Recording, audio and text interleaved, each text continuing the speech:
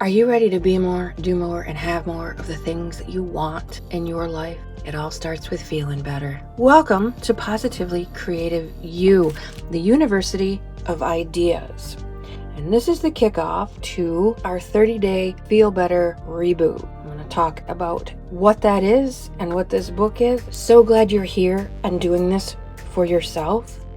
Let's go through the book. Hello and welcome back for part 2 of the Feel Better reboot intro. As promised, we're just going to talk about the book. Again, the link is below for a digital kit. It's a galaxy themed digital kit. Oh, it is absolutely free. It's on my Patreon page, which I'm using as my website for now. You don't have to be a patron to get it. You just have to go to the link and download. There's a black and white version and this beautiful galaxy version, both in the same post. Comes with all of the tabs that you print out and cut out. Comes with a tracker for all of the things that the Feel Better reboot encompasses. One of the things I neglected to say in the first video, in the intro video, my name is Carrie L. Miller, and I am an Infinite Possibilities certified trainer. Only about maybe 4,000 of us exist in the world. That only means that I studied with the author of the book, Infinite Possibilities, Mike Dooley. I love his work. I love Louise Hay from the 80s, love her work.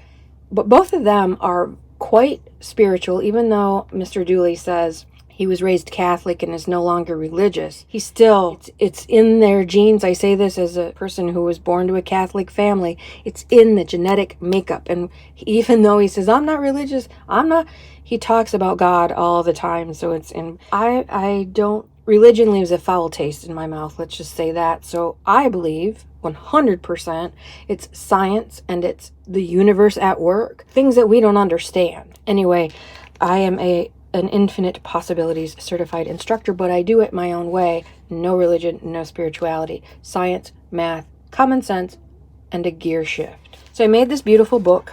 Again, it's just a composition book like that. Started out as a Walmart composition book. I like the Walmart ones because the ink doesn't fade, even though I'm writing in pencil here, so what does it matter? Feel Better Reboot starts with taking better care of ourselves.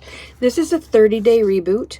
We have days 1 through 31 for those longer months. You don't have to start this on the first of any month. You can start it anywhere. Blank month. If you're starting on the 12th, start on the 12th. There's no better day to start than today, period. So whenever you're seeing this video, it is the right time for you to start feeling your best.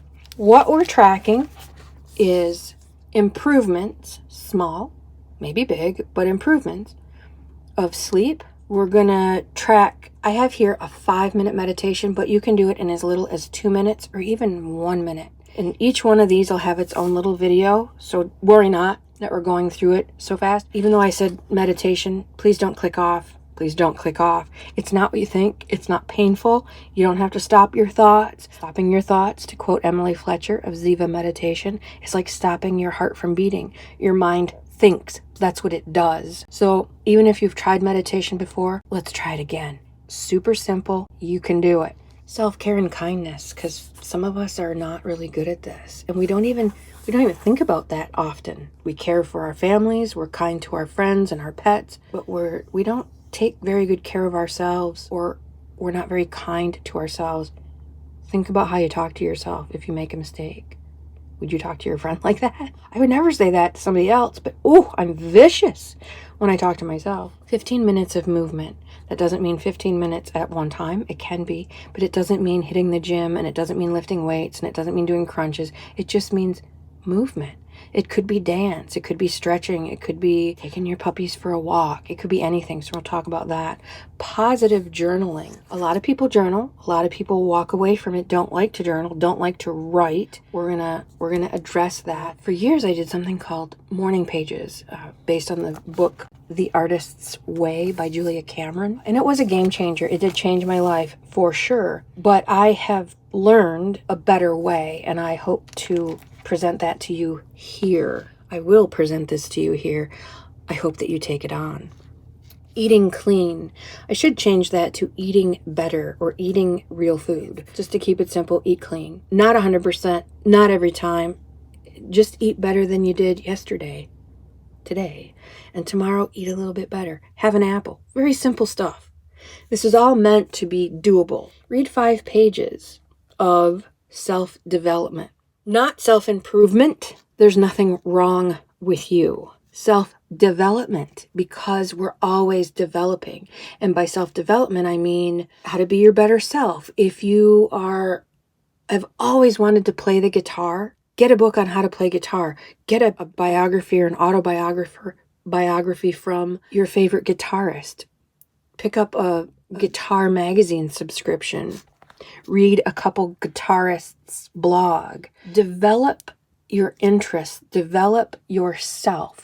It could be reading more about infinite possibilities and law of attraction. It could be about anything. What I don't want it to be about is beach trash fiction, right? What we're working on is self-development, things that make us self-aware. The next habit that we're tracking is appreciation. A lot of people practice gratitude journals. They have gratitude journals, and so many teachers of The Secret and Law of Attraction, they all swear by it, and so do business people and thought leaders talk about gratitude journals. I have a very strong view about gratitude versus appreciation. They're quite different. Gratitude's not always possible, but appreciation almost always is. Up your water intake. None of us drink enough water. Coffee doesn't count.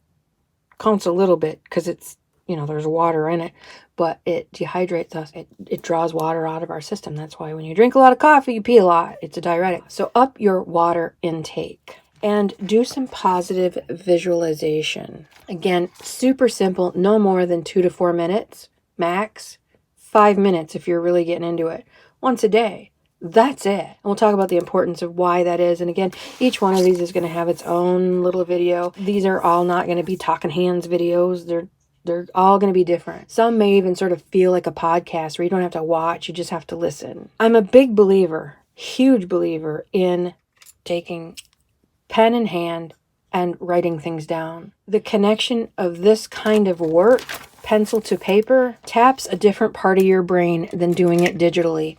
There have been several studies that show when we use our hand and physically write something, say a journal, versus doing it on a keyboard digitally, there's some sort of disconnect between your brain and the computer. The disconnect is not there when you handwrite. When people write by hand, the stuff is way more personal and way more real. We're here when we're on the keyboard and we're keyboarding stuff in, we tend to almost across the board sugarcoat it, tone it down in case somebody reads it. I think it goes back to being in school and writing for an audience. This stuff, not for an audience. At the end of this, if you want to, I don't suggest it, but you can, the stuff that you don't want people to read, once you're done, set it on fire. Like you don't, it's just for you. Don't let the little bit of writing deter you. Anything that you don't do often that makes you uncomfortable. But the more you do, the more comfortable you get. And all these things is 1 or 2 snippets. They don't even have to be full sentences, and we'll talk more about that. The other thing that's part of the kit on these headers is score 0 to 10. 0 obviously being the low end on the crappy side of the stick, and 10 being as good as it gets. Just take a gauge right now. How are you sleeping? Are you sleeping pretty good? Have you not gotten a good night's sleep in 6 years? Like, where are you at on the sleep scale going into this? I was at a 5. Now, I do this. I stop things and I look. I read what people are writing. And I started this in June of 2022. The idea was to bring this to you then. And life happened. And things that were completely beyond my control happened and took the wind out of my sails. And so it didn't get done in June like I thought it would. And that's okay, because we're here now. Yesterday doesn't really matter. And I only bring this up because I would be looking at the dates, because I'm a nosy nosy Nell, I would be keening in on that and wondering, well, it is March of 2023. This is old news. It's not. It's March of 2023. And I'm starting again. It's okay. It's okay if something happens and it goes off the rails. It's fine. Come back to it again and again and again if need be.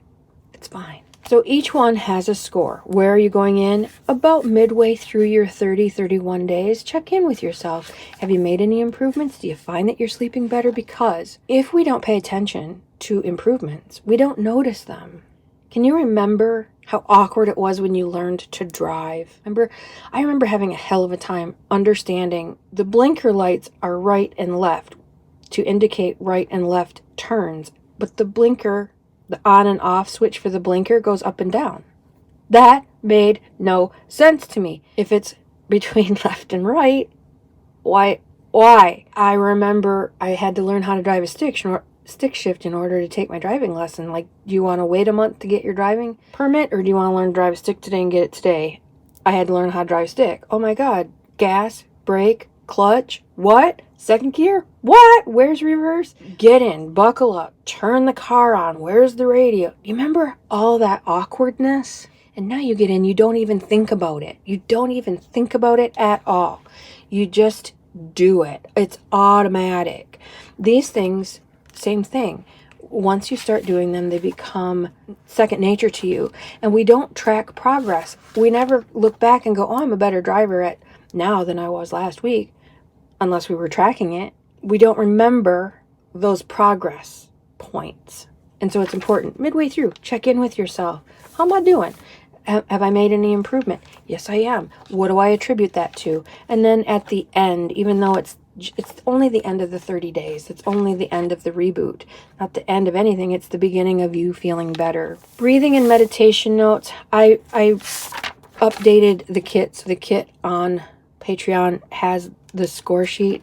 I printed this one out before I decided to do that, so you'll notice mine doesn't have that, but I didn't want to redo them all. Breathing and meditation notes. 1 or 2 little snippets on the date. Going in 0 to 10, I was a 2, blah, blah, blah. Little tiny snippets. So the beginning of this book, there's just these few pages for all of these except journaling. Journaling is all in the back, the positive journaling, and we'll talk at length about that. There'll probably be a couple videos about that. Meditation. Again, you can't stop your mind from thinking. Your mind thinks like your heart beats. If you tried to stop your heart beating by thinking about it real hard, it's not going to happen. Your mind is meant to think. That's what it does. But you can slow it way down with all the information that's coming to us. I was just talking with my aunt the other day on the phone, and my phone is off all the time. All the time. My phone makes no noise unless my mom calls, and then it'll ring. And that's it. I have all notifications shut off. But I was thinking, if people are getting a ding on their phone every time an email comes in, and how many emails do you get from every single coupon you've ever signed up for, and all the blogs you thought were going to just be so wonderful, and they're still sending you newsletters 6 years later, all the junk email that you get, all the work email that you get, all the friends email that you get. If it dinged every single time an email came in, and every single time Instagram, someone looked at your picture, someone added a picture, someone picked up their phone, your phone dinged, oh my God. Facebook, every time someone you know posts, and it dings, and it dings, and it dings, and it dings. Plus it's calling. Every call rings through, and you get spam mail and junk phone calls and friends calling for no reason. Like, people would be going insane. And maybe that's why shit is so crazy right now, because it's the equivalent of the old-fashioned Chinese water torture where they just dripped, dripped, dripped, dripped, sometimes on your forehead, but just that noise. Think about how irritating it is to listen to a faucet drip. If the faucet doesn't normally drip and it's new and you can't fix it until next week, and you have to listen to that drip, drip, drip, drip, drip for hours and hours, and you just want to take a sledgehammer to it. Now times that about 1,000. So one of my first suggestions to feel better is shut off the notifications. You know to check your phone. And This is about taking control. I see so many people I love dearly who are controlled by their phone. Their phone dings, they got to go find it, pick it up. Oh my God! And then they're not happy. Oh, what now? Oh, what now? It's entirely up to you. Shut the damn thing off. And when you're ready, when you want to know, do I have a message? Did so-and-so respond? Is my email from so-and-so here? Then you look. You make the decision, not your phone tugging on your leash thousand times an hour. That would make anyone insane, right? Ugh. So take control of stuff like that. Meditation, how do we get there? Welcome to one of my channels. I take bird walks. That's what I do. But it matters. It all matters. And I have to share it as it comes because sometimes it doesn't come back. Breathing and meditation notes. Take 5 deep breaths. First thing in the morning when you get up, as you're waiting for your coffee to brew or reheat in the microwave, take 5 deep breaths. Deep breath in. Do it with me now, just because. Hold for 4 counts. Out through the mouth. 4 to 6 counts. Hold for 4 counts. And then in. So we'll do it, sometimes when I hear meditation, people do this, I'm about like to pass out. So you're going to take a deep breath, just a full deep breath. Get those lungs full and hold it for 4 counts. 4 seconds. And then exhale fully and hold for 4 seconds. One more time, we'll do it all together. Deep breath in and hold for 4.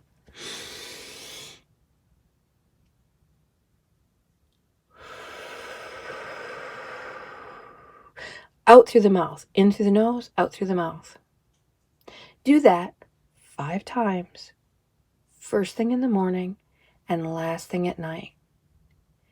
It takes about a minute, 1 minute, times 2, 2 minutes of your busy day to deep breathe like that.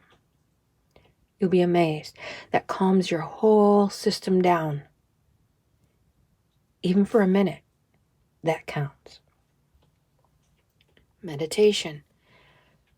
You're getting information from every conceivable angle.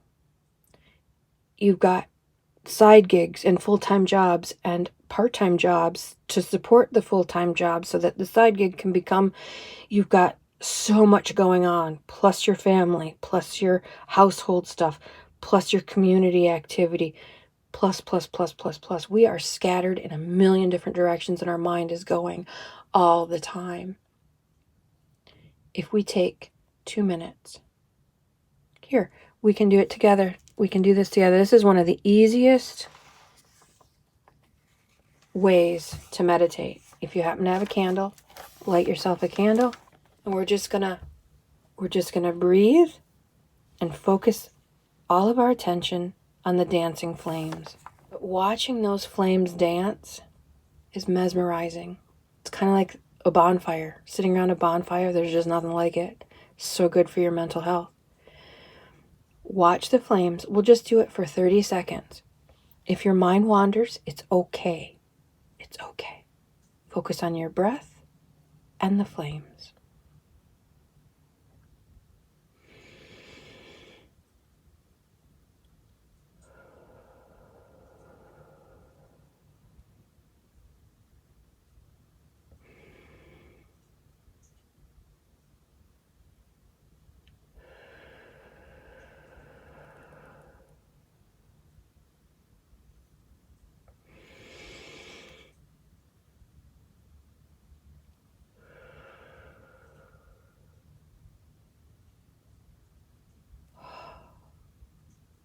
Do you feel your shoulders coming down from around your ears a little bit? Do you feel a little bit less tense? Less than 30 seconds. You can do that anytime. You don't need the candle. Just breathe. You, my friend, just meditated for about 30 seconds. Nothing had to change. You didn't need a special room. You didn't need a fancy pillow. No fancy fingers, as Emily Fletcher puts it. Meditation is simply giving the mind a break. Giving the mind something it can gently rest on. That might be the dancing flames of a candle. It could be the hum of an air conditioner, or the purr of a kitten, or the snore of a puppy. It doesn't have to, it can be anything. If there's nothing around you to focus on, you can do it mentally. Just focus on your breath, and your mind will wander, and that's okay. So meditation is nothing to be avoided, and I am telling you, I promise you, if you're willing to do it once or twice a day for a couple of minutes, 2 minutes, twice a day, you'll be amazed at how much calmer the rest of your day is, because those 2 minutes calm your entire system down. Takes your shoulders down from around your ears. The deep breathing calms your body system wide. Amazing things for your health, no matter what your health is. Breathing and meditation light. There are people who meditate 8 hours a day. They sit on their fancy pillows and they light their incense and they all day long. I don't have that kind of time. I got a million other things I gotta do. I have stuff that I want to accomplish. So I'm not meditating 8 hours every day. If you want to, by all means, have at her. If that's your thing. If that's where you want to go, then that's where you should go. If not, don't let meditation scare you off, because it's so doable. Visualization. Einstein said imagination is the most important thing. It's the preview of what's to come. I don't know who else said it. Maybe Ford. If you can see it, you can be it.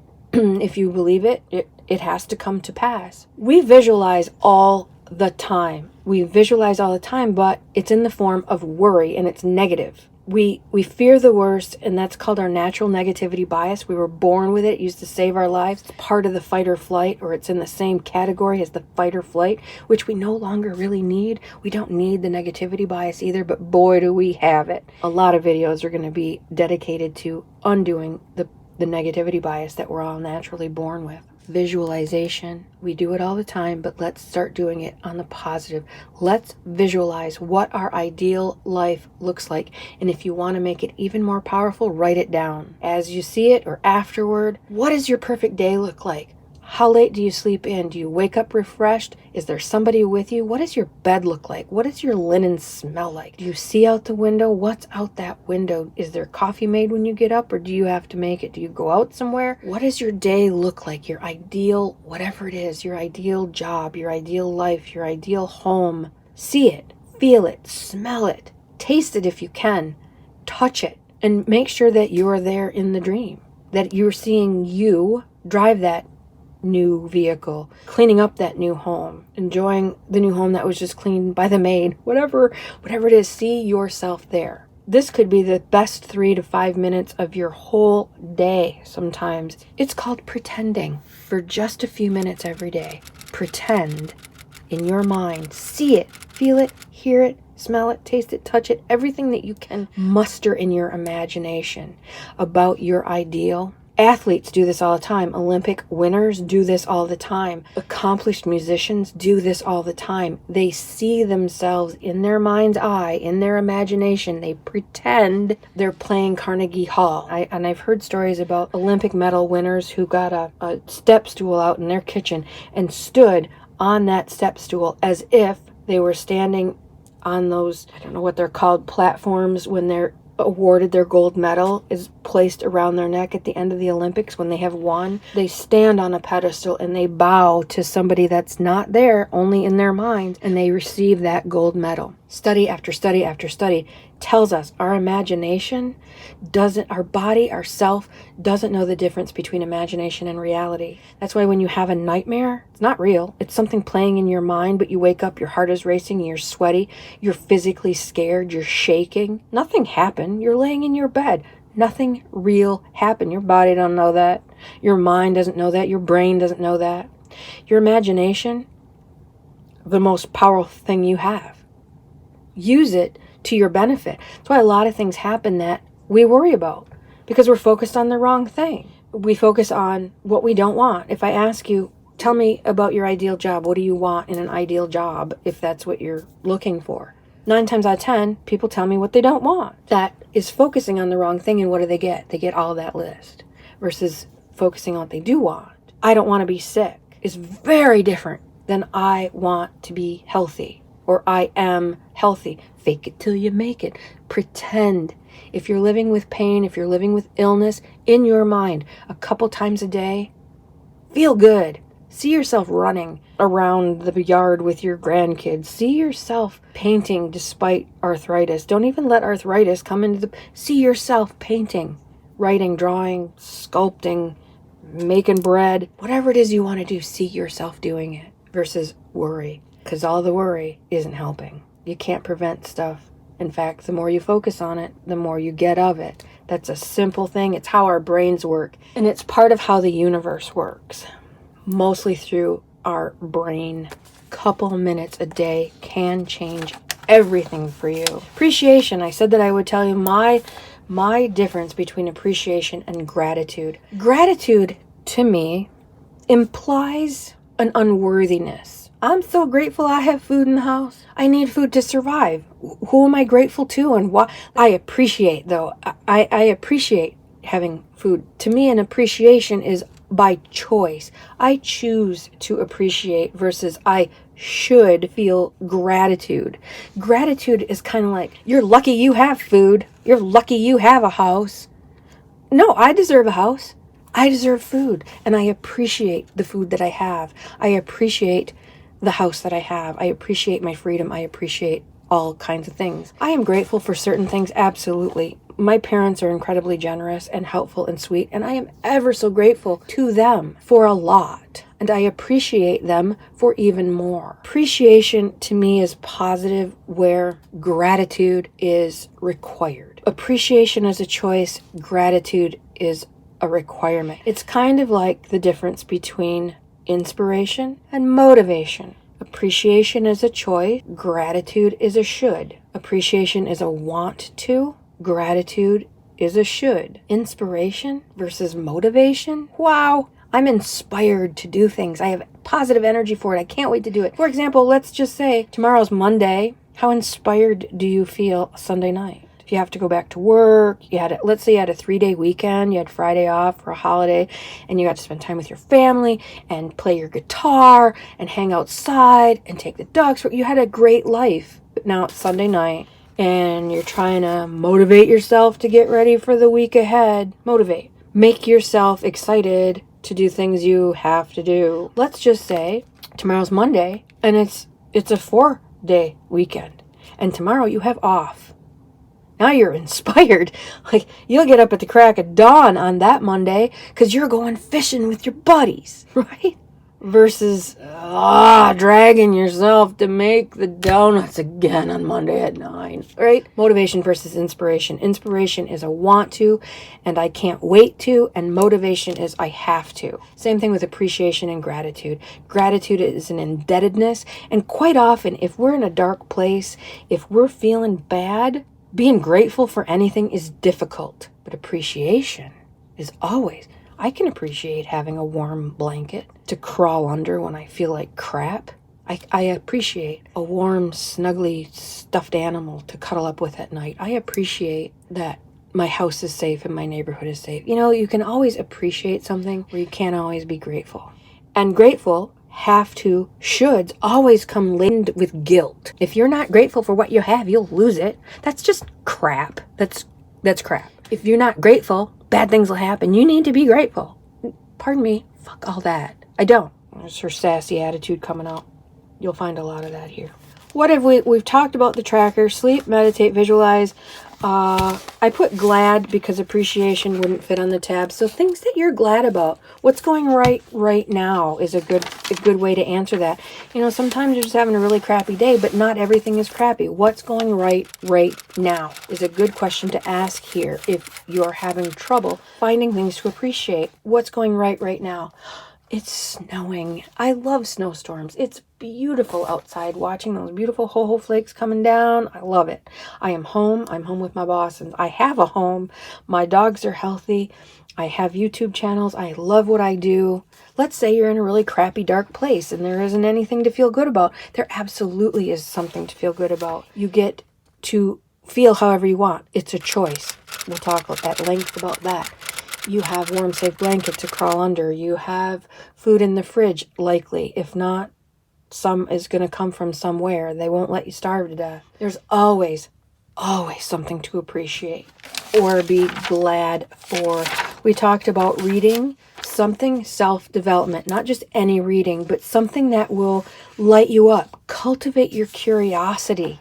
Read something that you've always been interested in and you don't know anything about. Read about the history of your own name. How often have you looked into that? You might be surprised what you find out. You might think you know. Have you talked to your parents? Have you done any research in the history of the spelling of your name? That's fabulous fun to find out. Read self-development stuff. There's millions of books of self-development things out there. Louise Hay, You Can Heal Your Life, is a beautiful. I am at peace. I love myself. All is well. If you can find this copy, look how beautiful this book is. I found this at a St. Vinny's store for 50 cents, but you can get it on Amazon, I'm pretty sure. It's just gorgeous, and it will help you feel better. Here's the ISBN if you want that. It's a good place to start. Mike Dooley's Infinite Possibilities, great place to start. Although, he talks a lot about in time and space, and it's hard. The intro is a little bit thick, but if you could just jump right to the first chapter. Both of them have a lot of rah-rah, everything's positive, and for my money, that's not how it works. And I think that's where the toxic positivity comes in. For example, I love Ms. Hay. I love her. I love her work. She wrote this book in the 80s, and it was a huge bestseller then, and it's always been just a positive part of people's lives. But she says several places, law of attraction only brings good things to my life. And for her, perhaps that was true. What you believe is your reality for sure. But the reality is that's not necessarily how it works. It's what you focus on that you get more of. And then toxic positivity comes in when you think everything is positive all of the time and your life isn't, so something must be wrong. That's toxic positivity. There's always a positive side. There's always a silver lining, and what you think you wanted and it didn't happen. How many times has this happened to you where you really, really, really want, let's say, a new job, and you interview for it and the interview went well, and on paper you think you're a perfect match for what they want, and they seem like they liked you a whole bunch, and you didn't get that job. And you were so bummed and so let down, and it was awful, horrible, wretched. But then 2 weeks later, something came out of the blue, and you were ever so grateful that you didn't get that job that you thought you wanted, right? It happens all the time. There's always a silver lining. And if you don't get what you want today, well, that just means something better is coming tomorrow. It's all a matter of focus. Really, truly, it's all a matter of focus.